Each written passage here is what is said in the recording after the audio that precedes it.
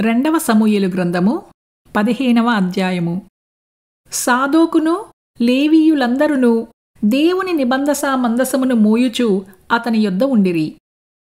వారు దేవుని మందసమును దింపగా అబ్యాతరు వచ్చి పట్టణములో నుండి జనులందరూ దాటిపోవు వరకు నిలిచెను.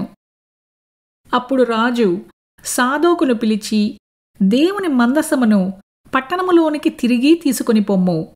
యెహోవా దృష్టికి నేను అనుగ్రహము పొందిన ఎడల ఆయన నన్ను తిరిగి రప్పించి దానిని తన నివాస స్థలమును నాకు చూపించును. నీయందు నాకిష్టము లేదని ఆయన సెలవిచ్చిన ఎడల ఆయన చిత్తము నీ దృష్టికి అనుకూలమైనట్టు నా ఎడల జరిగించుమని నేను చెప్పుదునని పలికి యాజకుడైన సాదోకుతో ఇట్లనెను. సాదోకు, నీవు దీర్ఘదర్శివి కావా? శుభమొంది నీవును నీ కుమారుడగు అహిమయస్సు అబ్యాతారునకు పుట్టిన యోనాతాను అను మీ ఇద్దరు కుమారులను పట్టణమునకు పోవలెను. ఆలకించుము. నీ యొద్ద నుండి నాకు రూఢి అయిన వర్తమానము వచ్చువరకు నేను అరణ్యమందలి రేవుల దగ్గర నిలిచియుందును.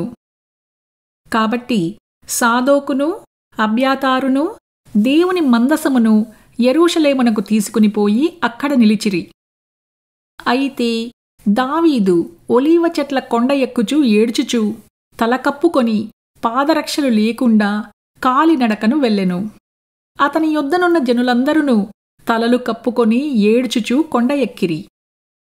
అంతలో ఒకడు వచ్చి అబ్షాలోము చేసిన కుట్రలో అహీతోఫెలు చేరియున్నాడని దావీదునకు తెలియజేయక, దావీదు, యెహోవా అహీతోఫెలు యొక్క ఆలోచనను చెడగొట్టుమని ప్రార్థన చేసెను.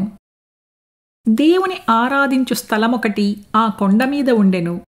వారు అచ్చటికి రాగా ఆర్కీయుడైన హూషయి పైవస్త్రములు చింపుకొని తలమీద ధూళిపోసుకుని వచ్చి రాజును దర్శనము చేసెను. రాజు, నీవు నాతో కూడా వచ్చిన ఎడల నాకు భారముగా ఉందువు. నీవు పట్టణమునకు తిరిగిపోయి, రాజా, ఇంతవరకు నీ తండ్రికి నేను సేవ చేసినట్లు ఇకను నీకు సేవ చేయుదునని అబ్షాలోముతో చెప్పిన ఎడల నీవు నా పక్షపు వాడవయ్యుండి అహీతోఫెలు యొక్క ఆలోచనను చెడగొట్టగలవు. అక్కడ యాజకులైన సాదోకును అబ్యాతారును నీకు సహాయకులుగా ఉందురు. కాబట్టి రాజనగరియందు ఏదైననూ జరుగుట నీకు వినబడిన ఎడల యాజకుడైన సాదోకుతోనూ అబ్యాతారుతోనూ దాని చెప్పవలెను. సాదోకు కుమారుడైన అహిమయస్సు అబ్యాతారు కుమారుడైన యోనాతాను అను వారి ఇద్దరి కుమారులు అచ్చట ఉన్నారు. నీకు వినబడినదంతయు వారి చేత నా యొద్దకు వర్తమానము చెయ్యుమని చెప్పి అతనిని పంపివేశెను.